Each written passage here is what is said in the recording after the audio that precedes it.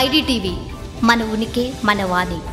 నవ్యాంధ్ర రాజధాని అమరావతి మళ్లీ పట్టాలెక్కింది. చంద్రబాబు ప్రభుత్వం ప్రతిష్టాత్మకంగా తీసుకున్న అమరావతి నిర్మాణం జోరుగా కొనసాగుతుంది. గతంలో జగన్ హయాంలో 3 రాజధానుల ప్రతిపాదనతో అమరావతికి ప్రాధాన్యం తగ్గినా తిరిగి చంద్రబాబు ప్రభుత్వం రాకతో కేవలం 10 నెలల్లోనే స్పష్టమైన మార్పు కనిపిస్తుంది.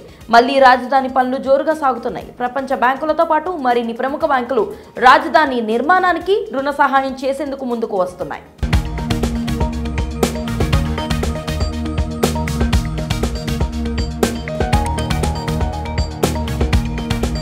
నవ్యాంధ్ర రాజధాని అమరావతి నిర్మాణానికి అడ్డంకులు తొలగుతున్నాయి.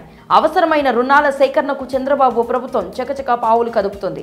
అమరావతికి ప్రభుత్వం ఇస్తున్న ప్రాధాన్యతను గుర్తిస్తున్న ప్రముఖ బ్యాంకులు రుణాలు ఇచ్చేందుకు ముందుకు వస్తున్నాయి. రాజధాని నిర్మాణానికి 65,000 కోట్ల రూపాయలు అవసరమని చంద్రబాబు ప్రభుత్వం అంచనా వేయగా ఇప్పటికీ 26,000 కోట్ల రూపాయల రుణం సమకూరింది. ప్రపంచ బ్యాంకులు, ఏషియన్ డెవలప్మెంట్ బ్యాంకుల నుంచి 15,000 కోట్ల రూపాయల రుణాలు అందాయి. ఆడుకో నుంచి 11,000 కోట్ల రూపాయల రుణం కూడా మంజూరైంది.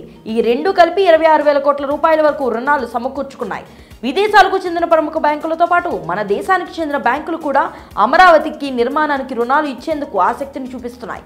ఇందులో జర్మనీకి చెందిన KfW బ్యాంకు 5,000 కోట్ల రుణాన్ని సమకూర్చుకునేందుకు ముందుకు వచ్చినట్లుగా తెలుస్తుంది. ఇది కూడా సాధ్యమైనంత మొత్తంగా 31,000 కోట్ల రూపాయల రుణాలు ప్రభుత్వానికి రాజధాని నిర్మాణం కోసం అందినట్లుగా అర్థమవుతుంది. మిగిలిన నిధులను కూడా ఎలా సమకూర్చుకోవాలని విషయంపై చంద్రబాబు ప్రభుత్వం చాలా స్పష్టతతో ఉంది.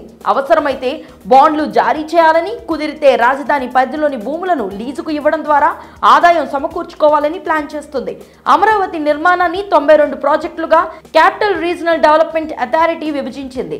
రాజధాని కోసం భూములను త్యాగం చేస్తున్న రైతులకు ప్రభుత్వం ఇచ్చిన ప్లాట్ల అభివృద్ధి, వరద కాలువల నిర్మాణం, జలాశయాల నిర్మాణం, ప్రభుత్వ కార్యాలయాల నిర్మాణం ఇలా రకరకాలుగా పనులను CRDA విభజించింది. వీటి నిర్మాణానికి 65,000 కోట్ల రూపాయలు అవసరమని ప్రతిపాదనలు సిద్ధం చేయగా ఇప్పటికే చెప్పుకున్నట్లుగా సుమారు 31,000 కోట్ల రూపాయల రుణ సమీకరణ దాదాపుగా పూర్తయింది.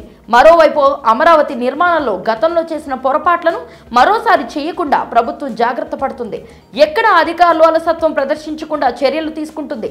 ఏమాత్రం ఆలస్యం లేకుండా అనుకున్న ప్రకారంగా రాజధాని నిర్మాణం పూర్తి చేసేందుకు చంద్రబాబు ప్రభుత్వం ప్రాధాన్యతనిస్తుంది. అందుకే రాజధాని పనులు చకచకా పూర్తవుతున్నాయని టీడీపీ శ్రేణులు విశ్వాసాన్ని వ్యక్తం చేస్తున్నారు.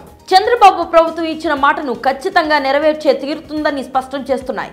మరోవైపు అధికారంలో ఉన్న సమయంలో 3 రాజధానులు అంటూ చెప్పుకొచ్చిన ఆనాటి ముఖ్యమంత్రి జగన్ ఇప్పుడు అమరావతి విషయంలో వ్యూహాత్మక మౌనాన్ని కొనసాగిస్తున్నారు. రాజధాని నిర్మాణంపై జరుగుతున్న పనులు, ప్రభుత్వం సమీకరిస్తున్న రుణాల విషయంలో ఆయనతో పాటు వైసీపీ నేతలు ఎలా స్పందిస్తారన్నది ఆసక్తికరంగా మారింది. మరి ఈ విషయంపై మీ అభిప్రాయాన్ని కామెంట్ సెక్షన్ లో తెలియజేయండి. స్టోరీని లైక్ చేసి షేర్ చేయండి. మరిన్ని ఇంట్రెస్టింగ్ అప్డేట్స్ కోసం ఐడిటీవీని సబ్స్క్రైబ్ చేసుకోండి.